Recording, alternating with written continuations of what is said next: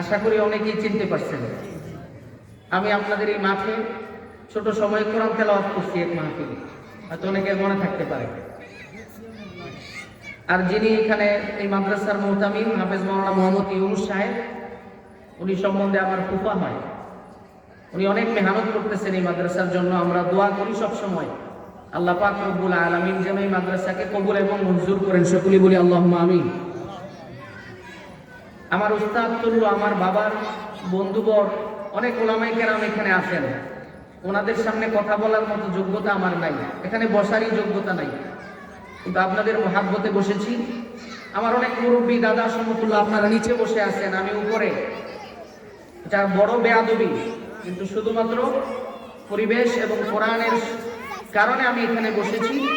আপনারা মহাব্বতের সাথে দিলের কান দিয়া কিছু কথা আমি আপনাদের সামনে বলার চেষ্টা করব। আল্লাহ পাক যেন তৌফিক দান করেন। আল্লাহ পাক রব্বুল আলামিন আমাদেরকে বানিয়েছেন আগুন, মাটি, পানি, বাতাস, এগুলোর সমন্বয়ে আমাদের শরীরটা গঠিত হয়।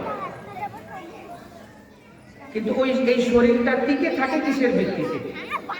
এই যে আমি হাত নাড়াচ্ছি, এই যে আমি পা নাড়াই, এই যে আমি ঠোঁট দিয়ে কথা বলি, এই যে আমি জিহ্বা নাড়াই, এই যে আমি ব্রেন দিয়ে চিন্তা করি, এই যে আমি মনে মনে কল্পনা করি, আমার এই পুরা বডিটাকে ঠিক রাখছে কোন জিনিসটা?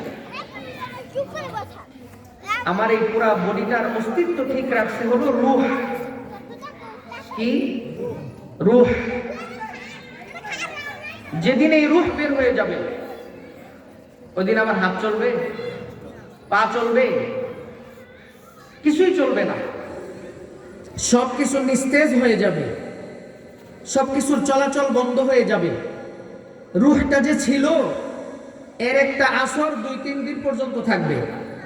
এরপরে আস্তে আস্তে এই বডির পানিগুলা পানির সাথে মিশে যাবে, মাটিগুলো মাটির সাথে মিশে যাবে, ফেটে যাবে, আগুন আগুনের সাথে মিশে যাবে, হাওয়া হাওয়ার সাথে মিশে যাবে। আমার এই দেহের আর কোনো অস্তিত্ব থাকবে না, আমার এই দেহের আর কোনো মান মর্যাদা কিছুই নাই, এর চাইরানা পয়সারও দাম নাই। আল্লাহ রাসূল সাল্লাল্লাহু আলাইহি সাল্লামকে জিজ্ঞাসা করেন, ওগো নবীজি, রূহ কি? এটা তো আমরা দেখি না। আল্লাহ রাসূল কোরআনের মধ্যে বলেন, ওয়ায়াসআলুনাকা আনির রূহ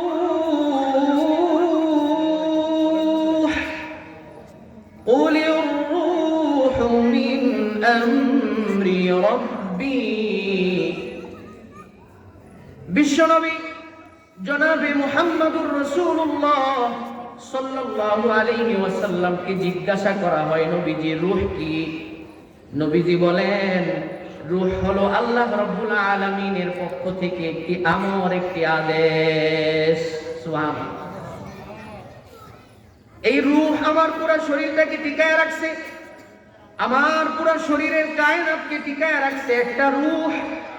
যেদিন এই রূহটা বের হয়ে যাবে, সেদিন আমার এই বডির কোনো অস্তিত্ব থাকবে না, কোনো শক্তি থাকবে না, কোনো দাম থাকবে না। ও আমার এলাকাবাসী, ঠিক তেমনি ভাবে এই পুরা কায়নাতকে একটা রূহ টিকায় রাখছে। পুরা কায়নাত একটা রূহের উপরে টিকে আছে। যেদিন ওই রূহটা বের হয়ে যাবে, সেদিন বাতাস এলোমেলো হয়ে যাবে, বাতাস বাতাসের সাথে মিশ্রিত হয়ে, মাটি মাটির সাথে মিশ্রিত হয়ে এলোমেলো হয়ে যাবে, আকাশগুলো বিদীর্ণ হয়ে যাবে। মানুষের দেহ যেমন ফেটে যায়, জমিন ফেটে যাবে, দুনিয়ার আর কোনো অস্তিত্ব থাকবে না। সেদিন আমার আল্লাহ পাক রব্বুল আলামিন কিয়ামত সংগঠিত করে দিবেন। সেই রূহটার নাম কি? সেই রূহটার নাম হলো যিকরুল্লাহ। জোরে বলেন, সেই রূহটার নাম কি? যিকরুল্লাহ। আল্লাহ পাকের জিকির, আল্লাহ পাকের স্মরণ। আল্লাহর নবী বিশ্ব নবী জনাবে মুহাম্মদুর রাসূলুল্লাহ সাল্লাল্লাহু আলাইহি ওয়াসাল্লাম বলেন, লা তাকুমুস সাআতু হাত্তা ইউকালা ফিল আরদি আল্লাহ আল্লাহ। যতদিন পর্যন্ত দুনিয়ার জমিনে আল্লাহ পাকের জিকির টিকে থাকবে, ততদিন পর্যন্ত এই দুনিয়াও টিকে থাকবে, কিয়ামত হবে না। যেদিন জিকির বন্ধ হয়ে যাবে সেদিন কিয়ামত সংঘটিত হয়ে যাবে। ও মুসলমান, আমরা তো আল্লাহ পাকের জিকির করি না, অনেকেই আল্লাহ পাককে ভুলে থাকি, আল্লাহ পাকের স্মরণ আমাদের মধ্যে নাই। অথচ আল্লাহ পাকের সৃষ্টির জাররা থেকে জাররা পরিমাণ সৃষ্টিও এমন নাই যারা সকাল সন্ধ্যা আমার আল্লাহ পাক রব্বুল আলামিনের তাসবিহ পাঠ করে না। আল্লাহ পাক কোরআনুল কারীমের মধ্যে বলেন, ওয়া ইম মিন শাইইন ইল্লা ইউসাব্বিহু বিহামদিহি ওয়ালাকিন লা তাফকাহুনা তাসবিহাহুম। আমার সৃষ্টির জাররা থেকে জাররা সৃষ্টিও এমন নাই যারা আমার তাসবিহ পড়ে না, কিন্তু বান্দা তোমরা তাদের ভাষা বুঝো না। ও বাংলাদেশের মুসলমান, তুমি ফার্সি বুঝো না তার মানে এই নয় ফার্সিতে কেউ আল্লাহকে স্মরণ করে না। তুমি উর্দু বুঝো না তার মানে এই নয় যে উর্দুভাষী উর্দুতে কেউ আল্লাহকে স্মরণ করে না। তুমি আরবি বুঝো না তার মানে এই নয় যে আরবি ভাষায় আল্লাহকে কেউ স্মরণ করে না। তুমি পশু প্রাণী গাছপালা তরুলতার ভাষা বুঝো না, কিন্তু আমার আল্লাহ বলেন সকাল সন্ধ্যা সকলে আমি আল্লাহ পাকের জিকির করে। কারণ আল্লাহ পাকের জিকিরের মাধ্যমে মহাব্বত তৈরি হবে। কি হবে? মহাব্বত তৈরি হবে। জিকিরের মধ্যে সর্বশ্রেষ্ঠ জিকির হলো তিলাওয়াতুল কোরআন। কি? তিলাওয়াতুল কোরআন। এই জন্য আল্লাহর নবীকে আল্লাহ তাআলা আদেশ দিচ্ছেন, ওয়াতলু মা উহিয়া ইলাইকা মিন কিতাবি রাব্বিক। বন্ধুকে আদেশ দিচ্ছেন, বন্ধু আমার সাথে প্রেম বাড়ানোর জন্য, আমার সাথে মহব্বতকে মজবুত করার জন্য। তোমার জীবনে তো কোনো গুনাহ নাই, তুমি তো মাসুম, তুমি তো নেক, কিন্তু আমাদের ভালোবাসাকে আরো বাড়ানোর জন্য আমার কালামুল্লাহ, আমার নাজিলকৃত আয়াতসমূহ তিলাওয়াত করো। জিকির করলে কি হয়? মহব্বত বাড়ে। এজন্য আল্লাহর রাসূল সাল্লাল্লাহু আলাইহি ওয়াসাল্লামকে আল্লাহ তাআলা সরাসরি আদেশ দেন, নবী আপনি তেলাওয়াত করেন, বেশি বেশি পরিমাণে তেলাওয়াত করেন। এজন্য নবীজি সাল্লাল্লাহু আলাইহি ওয়াসাল্লাম বেশি বেশি পরিমাণে তেলাওয়াত করতেন। এজন্য বুজুর্গানদের দরবারে যদি কেউ যায় তাহলে তাকে সবক দেয়। প্রথম সবক, বেশি বেশি জিকির করো, বেশি বেশি স্মরণ করো, মহাব্বত বাড়বে, আমলের মজা আসবে। মহাব্বত বাড়লে আমলের মধ্যে মজা পাবা। যত বেশি কথা বলবা তত বেশি মহাব্বত বাড়বে। এজন্য দেখেন না ফোনে যে বিভিন্ন সময় মানুষ কথা বলতেই থাকে। অনেক সময় ফোন দিলে বিরক্ত লাগে, এরপরে উপাস থেকে বলে একটু আওয়াজটা শুনলে তো কলিজার মধ্যে শান্তি লাগে। কথা বললে মহাব্বত বাড়ে না কমে? আরে কথা বলে তো মানুষ বিপদেও পড়ে। কি বলেন? গ্রামের একটা ছেলে বিয়ে করছে, ছেলেটা খুব সুন্দর, কিন্তু বিয়ে করছে কালো কুসকুসে। এবার বন্ধু কয়, বন্ধু তুই তো ঠকলি, তোর সাথে তো কুফু মিলে না, এই কালো কুসকুসে মেয়েকে তুই কিভাবে বিবাহ করলি? বলে, বন্ধু বলিস না, এই ধোকায় পড়ছি, এই বিপদে পড়ছি একটা মাত্র কারণ, সেটা হলো মিস কল। কি কল? বলেন না কি কল? একটা মিস কল আসছিল, সেই মিস কল পেয়ে রাতের আধারে তার সাথে গল্প করেছি। কি চিকন কণ্ঠ, কি মায়াবী কণ্ঠ। মহাব্বত বাড়ছে, মহাব্বত বাড়ছে, মহাব্বত বাড়তে বাড়তে এক সময় আমি তাকে বললাম আসো দেখা করি। সে বলে না, নাজায়েজ কাজ করব না, বিয়ে করতে হবে। কি করতে হবে? বিয়ে করতে হবে। ছেলেটা বলে তাও রাজি। বলে আমাকে দেখলে কিন্তু পছন্দ হবে না। বলে কোনো সমস্যা নাই। কথা বলতে বলতে মহাব্বত হয় না? এগুলা ঘটে কিনা? কথা বলতে বলতে মহাব্বত এত বেড়ে গেছে, কেমন তাও দেখার দরকার নাই, যেরকম আসো ওরকমই বিয়ে করব। দেখা করতে আসলো তো মেকআপ মেরে আসছে। বিয়ের পরের দিন সকাল বেলায় যখন গোসল করলো, আগের দিন তো দেখলাম সুন্দরী লাগে, কিন্তু পরের দিন যখন দেখি গোসল দিছে, এখন দেখি কালো কুসকুসে, আর তো কিছুই করার নাই। তো কথা বললে কি হয়? মহাব্বত বাড়ে। যত কথা বলবে তত মহাব্বত বাড়বে। এজন্য আল্লাহ পাকের কোরআনের তেলাওয়াত করলে, আল্লাহ পাকের জিকির করলে আল্লাহর সাথে মহাব্বত বাড়ে না কমে। বুজুর্গানে দিনরা আল্লাহর কাছে দোয়া করেন, আয় মেরে মৌলা মেরি নজর মে তু হি তু হু, তু হি তু। আয় মেরে মৌলা मेरी नजर में तू ही तू हो, तू ही तू। कल्ब दफा में दीदाए दर में तू ही तू हो, तू ही तू। मेरे लिए बहर बर में तू ही तू हो, तू ही तू। कुछ न सोचाई दे लाखों हो मंजर पेश निगाह इल्ला अल्लाह। আল্লাহর কাছে দোয়া করে, আল্লাহ কিছুই চাই না, তোমার কাছে কিছুই চাই না, আমার হৃদয়ের মধ্যে শুধু তোমাকে চাই, আমার ডানে তোমাকে চাই, আমার বামে তোমাকে চাই, আমার সকল চিন্তার মধ্যে শুধু তোমাকে চাই। এইভাবে আল্লাহর পাগলরা শুধু আল্লাহকে খুঁজে, আল্লাহর মহাব্বত নিয়ে ঘুরে। আরে যার কলিজার মধ্যে আল্লাহর মহাব্বত থাকবে, যে রূহের মধ্যে আল্লাহর মহাব্বত থাকবে, ওই রূহ কি জাহান্নামের আগুনে জ্বলতে পারে নাকি? বলেন। এজন্য আল্লাহ পাক রব্বুল আলামিন কোরআনুল কারীমে মুমিনের সূরা আনফালের 3 নম্বর আয়াত এবং 4 নম্বর আয়াত, এই দুই আয়াতে কারিমা 2 নম্বর এবং 3 নম্বর আয়াত, এই দুই আয়াতে কারিমার মধ্যে মুমিনদের 5টা গুণাবলী বর্ণনা করছেন। কয়টা? তো জোরে বলেন, কয়টা? 5টা। প্রথম গুণ আল্লাহ পাক বর্ণনা করছেন, ইন্নামাল মুমিনুনা আল্লাযীনা ইযা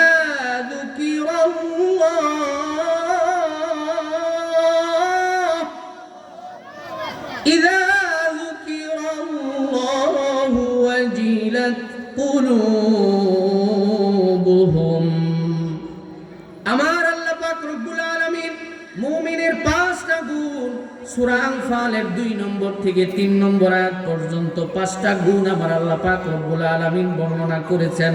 প্রথম গুণই হলো, মুমিন যখন আমার আল্লাহর জিকির শুনে, আমার আল্লাহর স্মরণ যখন মুমিনের হয়, তখন মুমিনের হৃদয়টা ভয়ে কম্পিত হতে থাকে, মুমিনের হৃদয়টা কাঁপা ওঠে, মুমিনের হৃদয়টা ভীত হয়ে যায়। এজন্যই তো তাবেঈদের প্রথম সারির একজন তাবেঈ আব্দুল্লাহ ইবনে মুবারক রাহমাতুল্লাহি আলাইহি, তিনি যখন ইন্তেকাল করেছেন, ওই আব্দুল্লাহ ইবনে মুবারক রাহমাতুল্লাহি আলাইহিকে একটা লোক স্বপ্নে দেখতেছেন। তিনি জামানার বড় আলেম, বড় দাঈ, বড় বুজুর্গ, বড় ধনী মানুষ ছিলেন। ওই লোকটা স্বপ্নে দেখে ওনার অবস্থা জানতে চাইলেন, ও আব্দুল্লাহ ইবনে মুবারক, আল্লাহ পাক রব্বুল আলামিন আপনাকে কিভাবে রেখেছে, কেমন আছেন? দেখে আব্দুল্লাহ ইবনে মুবারক সুন্দর একটা জান্নাতের মধ্যে বসবাস করতেছেন। লোকটা ডাক দিয়ে বলে, আব্দুল্লাহ ইবনে মুবারক, আপনার আমলের বিনিময়ে মনে হয়, আপনার ইলমের বিনিময়ে মনে হয় আল্লাহ পাক এত সুন্দর জান্নাত আপনাকে দিয়েছেন। আব্দুল্লাহ ইবনে মুবারক ডাক দিয়ে বলে, না রে না, আমার বড় আফসোস হয়, আমার বড় ইচ্ছা হয়, আমার চাইতেও আরো সুন্দর, আরো দামি একটা জান্নাত আমার বাড়ির পাশের একটা কামারকে আমার আল্লাহ পাক দিয়েছেন। এই স্বপ্ন দেখে লোকটার ঘুম ভেঙে গেল। লোকটা দৌড়ায়া ওই কামারের বাড়িতে গেছে। ওই কামারের বাড়িতে গিয়া কামারের বিবিকে ডাক দিয়ে বলে, ও কামারের বিবি গো,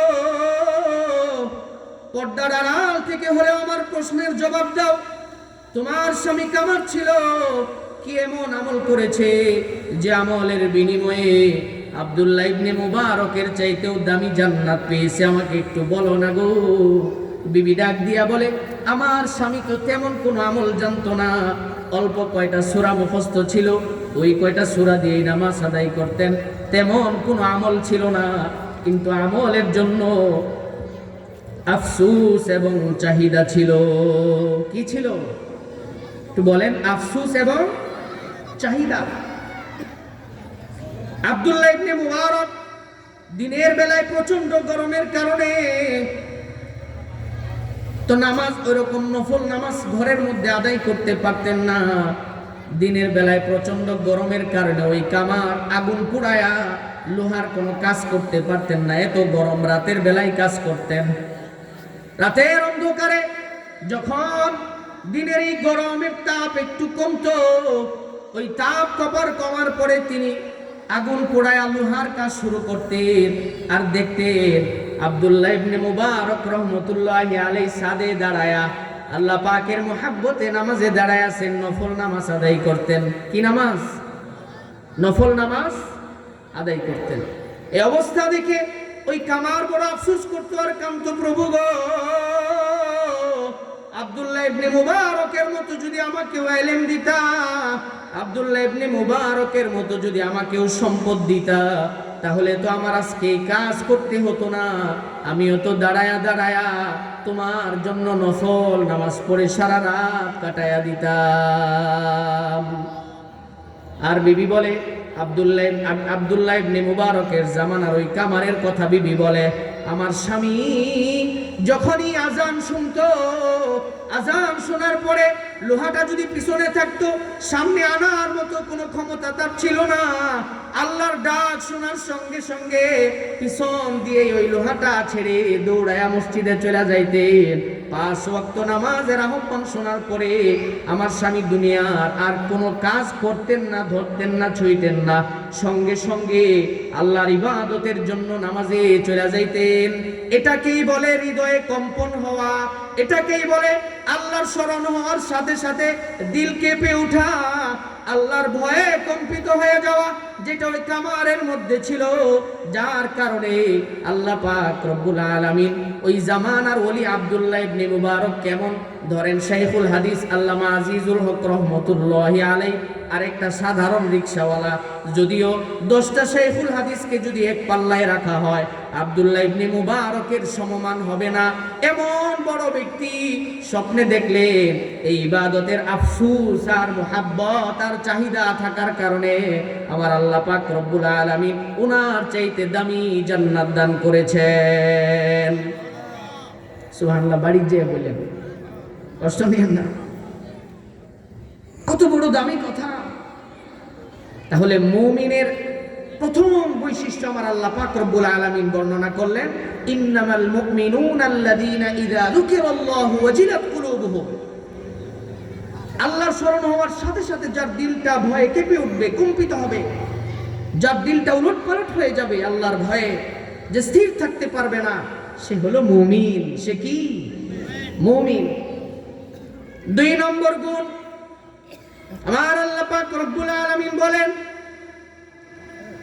وَإِذَا تُلِيَتْ عَلَيْهِمْ آيَاتُهُ زَادَتْهُمْ إِيمَانًا। আমার আল্লাহ পাক রব্বুল আলামিন বলেন, আমার মুমিন বান্দার 2 নম্বর বৈশিষ্ট্য হলো, যখন আমার মুমিন বান্দার সামনে কালামুল্লাহর তেলাওয়াত করা হয়, আমার মুমিন বান্দা যদি কালামুল্লাহর তেলাওয়াত শুনে, কালামে পাকের তেলাওয়াত শোনার সাথে সাথে তার ঈমান বাড়তে থাকে। আমাদের অবস্থাটা কি? মাগরিবের পরে হুজুরের বয়ানের আগে কালামুল্লাহর তেলাওয়াত হয়, এশার পরে হুজুরের বয়ানের আগে কোরআনুল কারীমের তেলাওয়াত হয়। আমরা তখন কি করি? বলি চাটা খাইয়া নেই, পান্ডা চাপাই নেই, তেলাওয়াত চলতেছে, বক্তা উঠলে পড়ে যাবো। বলেন তো কোনটার দাম বেশি? কোনটার দাম বেশি? চা খায়, গল্প করে, ঘুরে ঘুরে, বক্তা উঠুক, জামুনে আসতে দিলে চলুক না, কোরআন শরীফ পড়তেছে, করুক।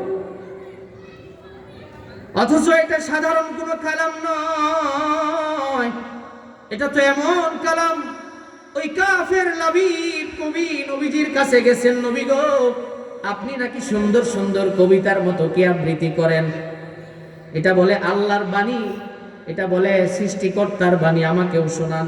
বড় কবি গেছে, আমাকেও শোনান, আমিও একটা কবিতা বানাবো এটার মতো করে।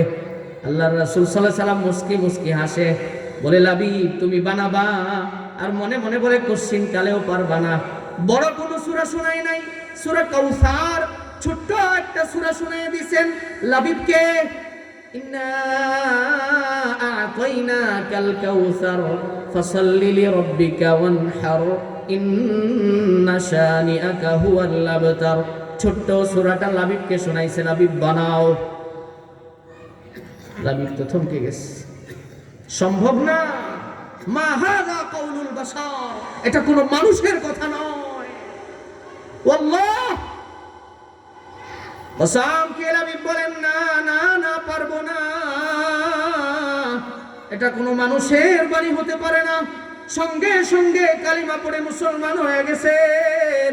কাফেরদের মাথা নষ্ট, হায় হায়, যেই কোরআন শুনে সেই তো মুসলমান হয়ে যায়। যারা কোরআনের বিরোধিতা করত তারাও কিন্তু রাতের বেলায় লুকায় লুকায় কোরআনুল কারীমের তেলাওয়াত শুনতো। এজন্য মুমিনদের দ্বিতীয় গুণ হলো ওয়াইদা তুলিয়াত আলাইহিম আয়াতুহু যাদাতহুম ঈমানা। কোন কাফের যদি মুহাব্বতের সাথে মন দিয়া কোরআন শুনে তার ঈমান, সে ঈমান এনে ফেলবে। আর কোন মুমিন যদি কোরআন শুনে তার ঈমান বাড়বে। 3 নম্বর গুণ, আল্লাহ পাক রব্বুল আলামিন বলেন ওয়ালা রাব্বিহিম ইয়াতাওয়াক্কালুন। মুমিনের 3 নম্বর গুণ, আমার আল্লাহ পাক রব্বুল আলামিন বলেন আমার এই মুমিন বান্দা ভরসা করবে একমাত্র আমার উপরে। মুমিন ভরসা করবে কার উপরে? মুহাব্বতের সাথে আওয়াজ দিয়ে বলেন, মুমিন ভরসা করবে কার উপরে? কার উপরে? ভরসাটা কি? ও হুজুর আমার জন্য দোয়া কইরেন, আল্লাহ পাক যেন আমাকে এই মাসে 30,000 টাকা দেয়। ঠিক আছে, দোয়া করব ইনশাআল্লাহ, ফি আমানিল্লাহ। বাড়িতে চলে গেছে, 1 মাস পরে আসছে, হুজুর আপনি বুঝি আমার জন্য দোয়া করেন নাই? আপনারা তো আমি দাওয়াত খাওয়াইছি, আমার জন্য দোয়া করেন নাই? হুজুর কই দোয়া তো করছি। কই তাহলে কই 30,000 টাকা? তুমি 1 মাস কি করছো? কই বয়ে খাইছি আর ঘুরছি। এটার নাম কি ভরসা? বলেন। মেহনত করব আমি, দিবেন কে? চেষ্টা করব আমি, ভরসা থাকবে আল্লাহর উপরে, এটার নাম হলো তাওয়াক্কুল। আল্লাহ বলেন এটা হলো মুমিনের 3 নম্বর বৈশিষ্ট্য। আমি চেষ্টা করব, আমি কামায়ের জন্য বের হব, কিন্তু আমার ভরসা থাকবে কার উপরে? এটা হলো মুমিনের 3 নম্বর গুণ। এবার 4 নম্বর গুণ আল্লাহ পাক রব্বুল আলামিন বলেন الذين يقيمون الصلاة ومما رزقناهم ينفقون।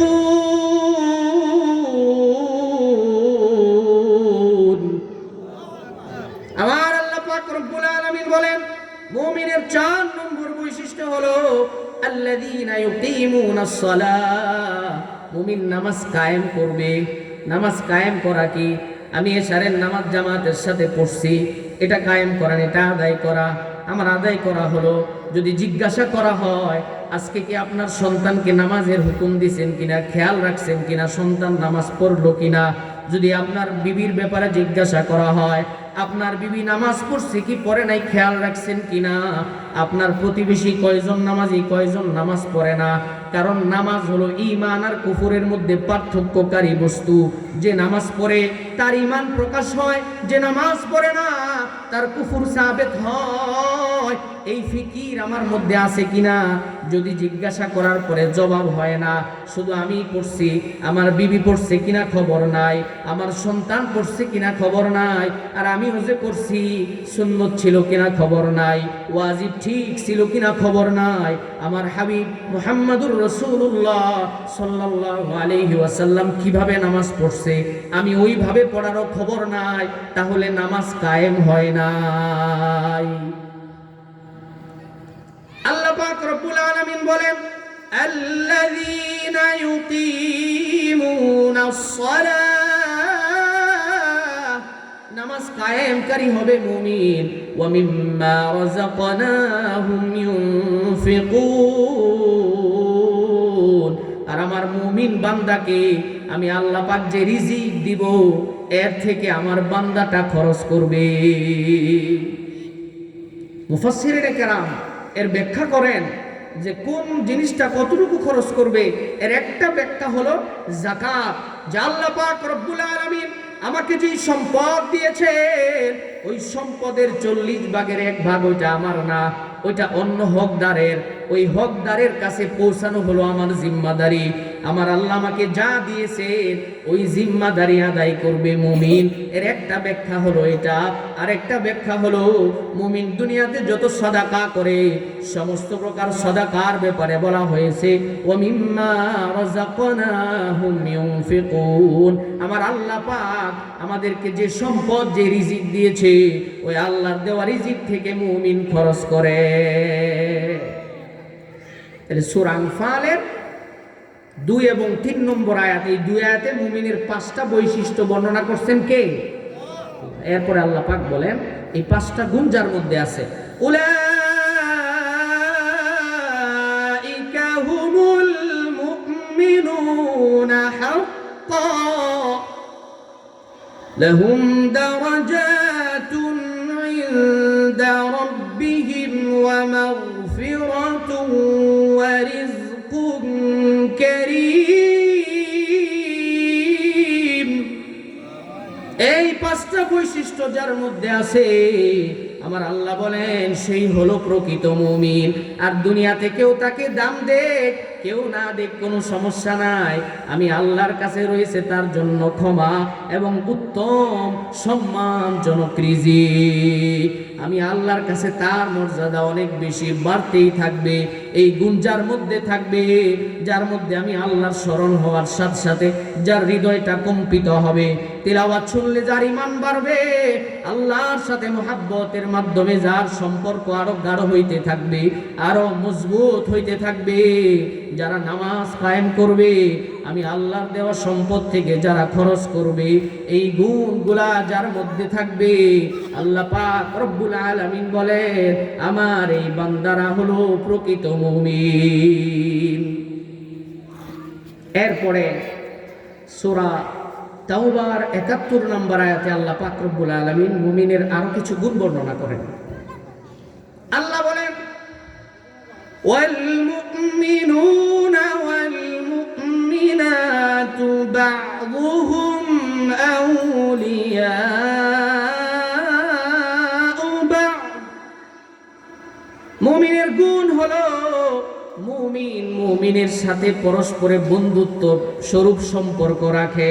মুমিন মুমিনের সঙ্গে পরস্পরে কেমন সম্পর্ক রাখে বলেন? কেমন? বন্ধুত্ব সুলভ। বর্তমানে তো এটার বড় অভাব। মুমিনের সম্পর্ক মুমিনের সাথে জমে কম, ফাসেকের সাথে জমে বেশি, কাফেরের সাথে জমে বেশি, গুনাহগারের সাথে জমে বেশি। মুমিনের সাথে সম্পর্ক ভালো জমে না। আর আল্লাহ বলেন মুমিনের সম্পর্ক বন্ধুত্ব হবে মুমিনের সাথে।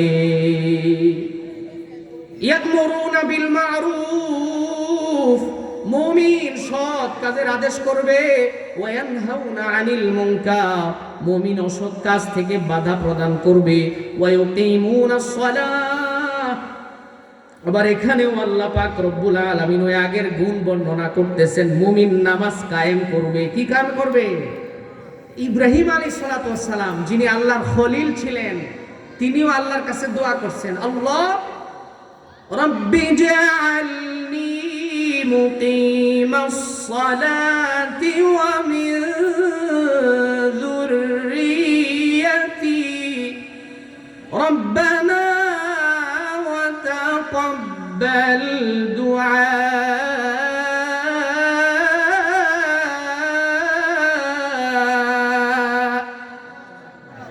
যিনি আল্লাহর খলিল ছিলেন, আল্লাহর বন্ধু ছিলেন, তিনিও আল্লাহর কাছে দোয়া করতেছেন, ও গরব আমাকে নামাজ কায়েমকারী বানায় নেন, নামাজ কায়েমকারী হিসাবে আমাকে কবুল করে নেন।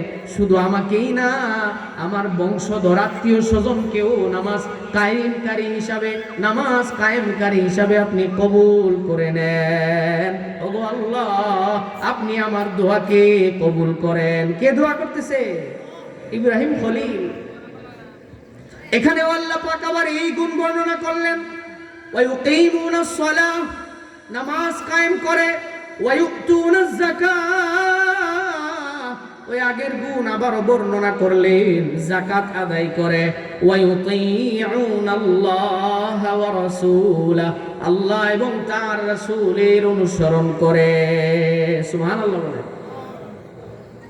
এরপরে আল্লাহ পাক রব্বুল আলামিন সূরা নূরের সম্ভবত 51 নম্বর আয়াত, সেখানে মুমিনের একটা গুরুত্বপূর্ণ বৈশিষ্ট্য বর্ণনা করছেন। খুব মনোযোগ দিয়ে শোনেন। আল্লাহ পাক বলেন, ইন্নামা কানা কাওলাল মুমিনিনা ইযা দুউ ইলাল্লাহ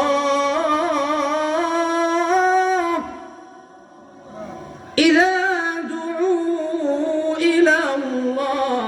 ورسوله ليحكم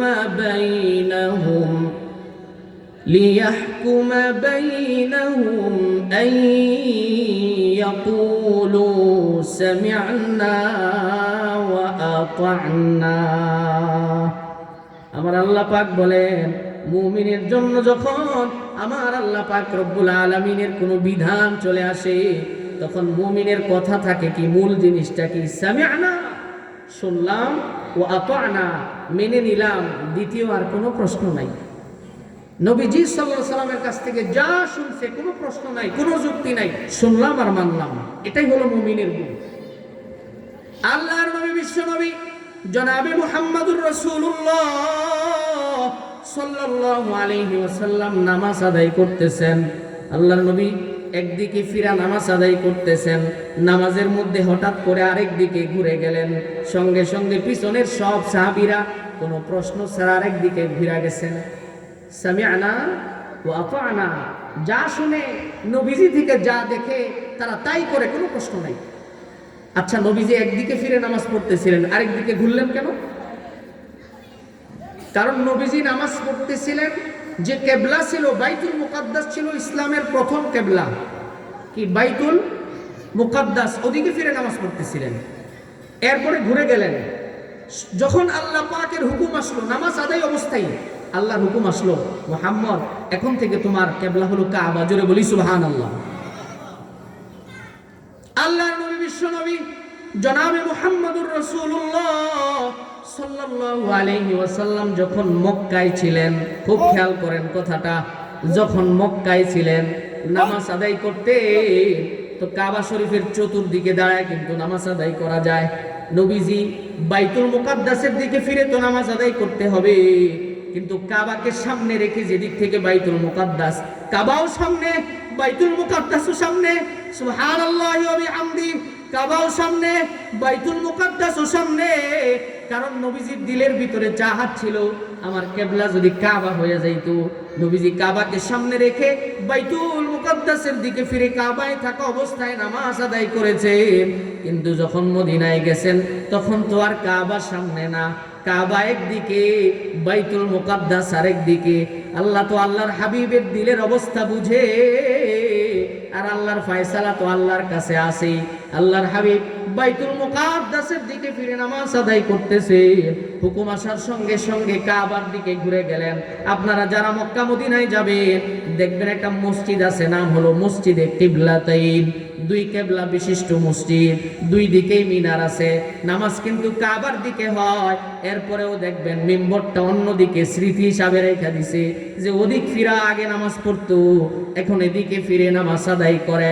আল্লাহর হাবিব সাল্লাল্লাহু আলাইহি ওয়াসাল্লাম যখন যাই বলতে দিলেন, সঙ্গে সঙ্গে সাহাবায়ে কেরাম কোনো প্রশ্ন ছাড়া সেটাই মানতেন।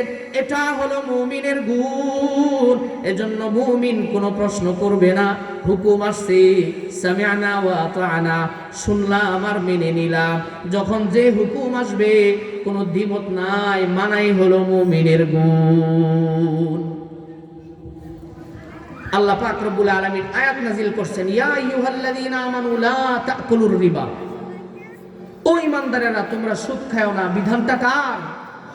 মুমিন শোনার সঙ্গে সঙ্গে মুমিন ঠিক হয়ে গেছে, না না না, আর কখনো সুদ খাবো না।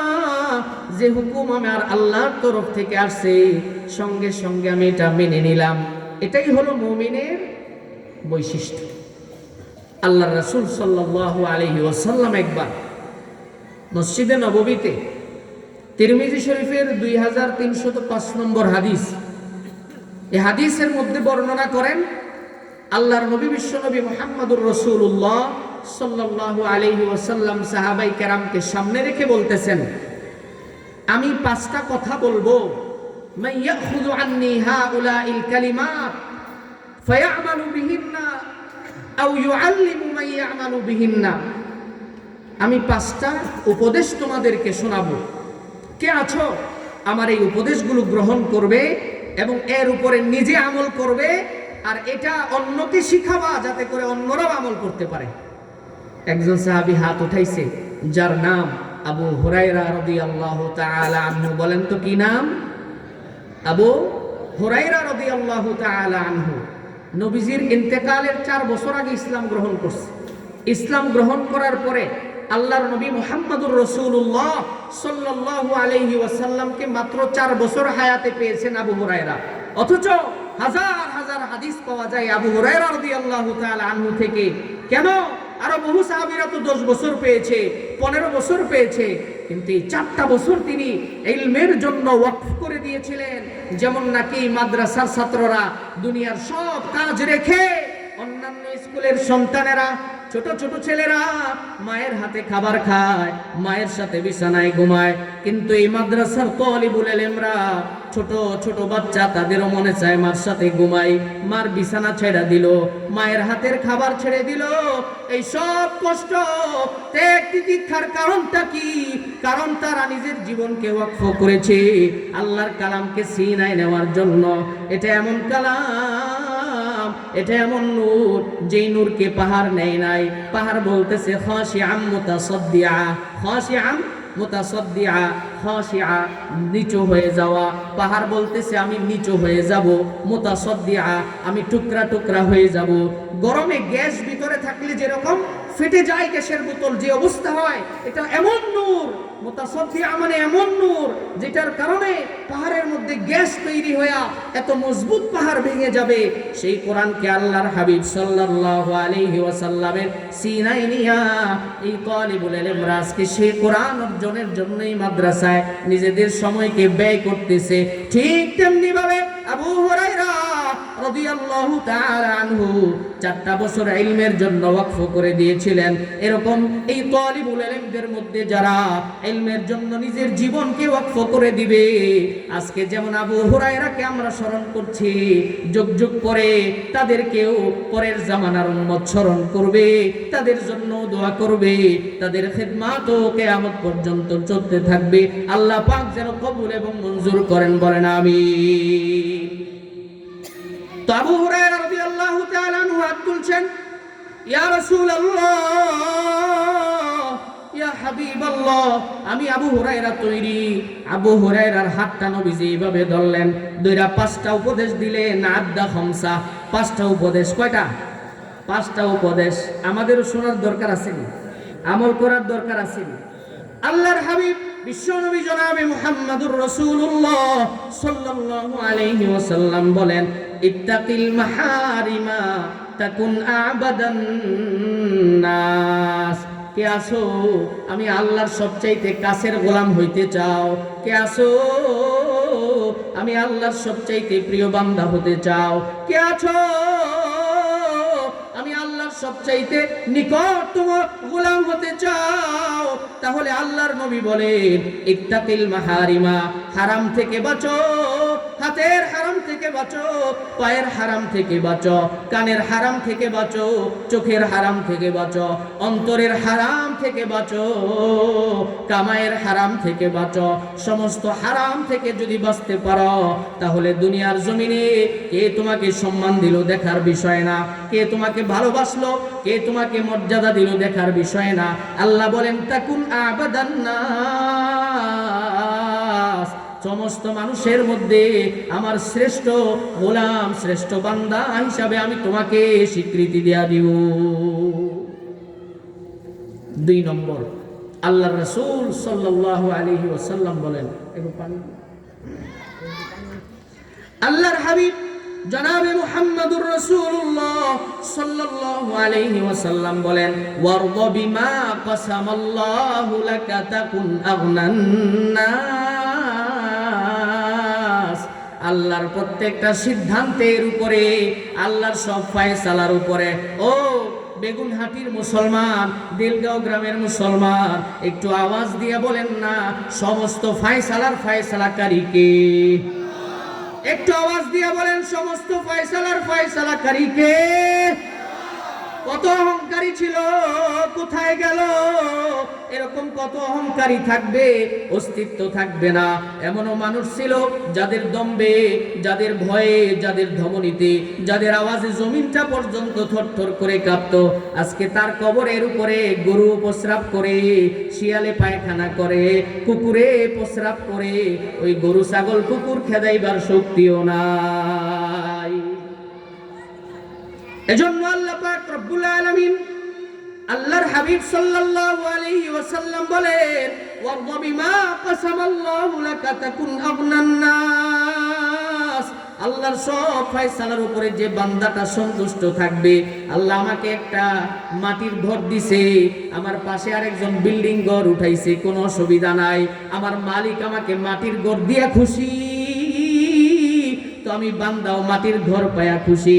আমার ছেলেটা বাংলাদেশে চাকরি করে, আমার বাতিজাটা বিদেশে যায় বেশি কামাই করে, কোনো অসুবিধা নাই, আমি খুব খুশি, আমার মনটা খুব আনন্দ, কারণ আমার মালিক আমার ছেলেটাকে বাংলাদেশে রাইখা খুশি, আর আমার বাতিজাকে বিদেশে রাইখা খুশি।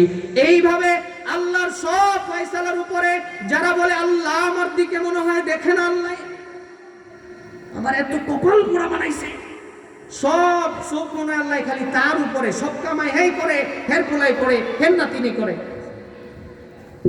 আমারে কি দেখে না? ওয়ারদা বিমা কাসামাল্লাহু লাকা তাকুন আগনান নাস। আল্লাহর সব ফয়সালার উপরে যে সন্তুষ্ট থাকবে, আল্লাহর হাবিব সাল্লাল্লাহু আলাইহি ওয়াসাল্লাম বলেন, আবু হুরায়রা, তাকুন আগনান নাস, দুনিয়ার মধ্যে আল্লাহ তাকে সবচাইতে স্বনির্ভর বান্দা বানায়া দিবেন, অন্যের মুখাপেক্ষী করবেন না, সম্মানিত বান্দাদের মধ্যে একজন থাকবেন। জোরে বলি সুবহানাল্লাহ। 3 নম্বর, আল্লাহর হাবিব সাল্লাল্লাহু আলাইহি ওয়াসাল্লাম বলেন, ওয়া আহসিন ইলা জারিকা তাকুন মুহসিনা। ও আবু হুরায়রা, আমি তোমাকে শিখায়া দিলাম, এই আমলটা যেন তুমি করো এবং অন্যকে শিখাও। আমলের উদ্দেশ্যে প্রতিবেশীর সাথে যে ভালো আচরণ করবে, আল্লাহ পাক রব্বুল আলামিন তাকে প্রকৃত মুসলিম হিসাবে গণ্য করে নিবেন। এজন্য মুহাম্মদুর রাসূলুল্লাহ সাল্লাল্লাহু আলাইহি ওয়াসাল্লাম বলতেন, তোমার বাড়িতে একটা গোশতের তরকারি পাকাইলে ঝোলটা বাড়ায়া দাও, গোশত যদি পাশের প্রতিবেশীকে নাও দিতে পারো, অন্ততপক্ষে ঝোলটা দাও, সে গোশতের গ্রাম নিয়ে রুটি খাবে, হয়তোবা তার সামর্থ্য নাও থাকতে পারে। গ্রামগঞ্জে আগে প্রচলনটা খুব ভালো ছিল, একটা ভালো কিছু পাকাইলে পাশের বাড়িতে পাঠানো, এটা আস্তে আস্তে কমতেছে, কমা উচিত না, ওই আগের মতো বাড়া উচিত, ওইটাই হলো মুমিনের গুণ। আল্লাহর হাবিব সাল্লাল্লাহু আলাইহি ওয়াসাল্লাম 4 নম্বর বলেন, ওয়া উহিব্বা লিন্নাস মা তুহিব্বু লিনাফসিকা মুসলিমা। ও আবু হুরায়রা, তুমি মানুষের জন্য সেটাই ভালোবাসো যেটা তুমি তোমার জন্য ভালোবাসো। তুমি যেমন চাও না তোমার মানহানি হোক, অন্যের মানহানিও না চাওয়া তোমার দায়িত্ব। তুমি যেমন চাও তুমি ভালো কিছু করো, অন্যের জন্যও ওই রকম ভালো কিছু চাও। তুমি নিজে যেমন সব কিছু ভালো চাও, অন্যের জন্যও ভালো চাওয়া, এটাই হলো মুমিনের বৈশিষ্ট্য। 5 নম্বর, আল্লাহর রাসূল সাল্লাল্লাহু আলাইহি ওয়াসাল্লাম বলেন, ওয়ালা তাকসিরিদ যিহকা, বেশি হাইসো না, বেশি হাইসো না। ফাইন্না কাসরাতাদ যিহকি তুমীতুল কলব, কেননা বেশি হাসি মানুষের কলবকে মেরে ফেলে, বেশি হাসির কারণে মানুষের কলব মরে যায়। নবীজি সাল্লাল্লাহু আলাইহি ওয়াসাল্লাম এই 5টা উপদেশ দিলেন। এই 5টা উপদেশ আমাদের মনে থাকবে তো? আল্লাহর রাসূল সাল্লাল্লাহু আলাইহি ওয়াসাল্লাম বলেন, আবু হুরায়রা, এই 5টা আমল তুমি নিজে করবা এবং অন্যকে শিখাবা। এই 5টা আমল যার মধ্যে থাকবে সে কামিয়াব হবে, সে কামিয়াব হবে। কিয়ামতের ময়দানে তার জন্য জান্নাতে যাওয়া সহজ হয়ে যাবে। আল্লাহ পাক রব্বুল আলামিন যতটুকু বলেছি আমাদের সকলকে আমল করার তৌফিক দান করুন। সকলে বলি আল্লাহুম্মা আমিন। আমি আপনাদের কাছে আপনাদের এলাকার সন্তান হিসাবে দোয়া চাই এবং এই মাদ্রাসার জন্য দোয়া করি।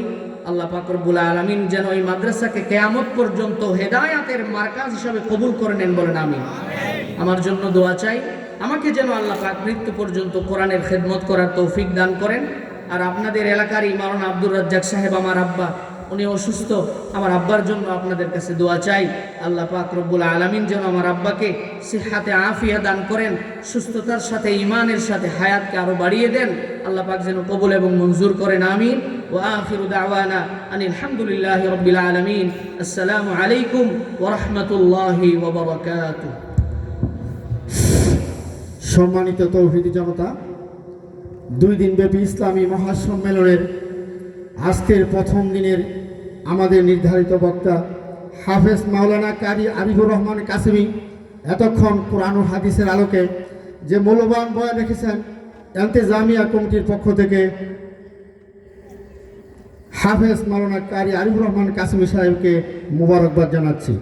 সম্মানিত তৌহিদি জনতা, আজকের এই প্রথম দিনের আমাদের আজকের প্রধান বক্তা বিশিষ্ট ইসলামী চিন্তাবিদ, মিডিয়া ব্যক্তিত্ব, উদীয়মান তরুণ বক্তা, মুফাসসিরে কোরআন হযরত মাওলানা মুফতি কামাল হোসেন নুরি সাহেব আমাদের মধ্যে উপস্থিত হয়েছেন। আপনারা যারা এদিক সেদিক ঘোরাফেরা করছেন, দোকানে বসে আছেন, অনুগ্রহ করে আপনারা আমাদের মঞ্চের ভিতরে চলে আসুন।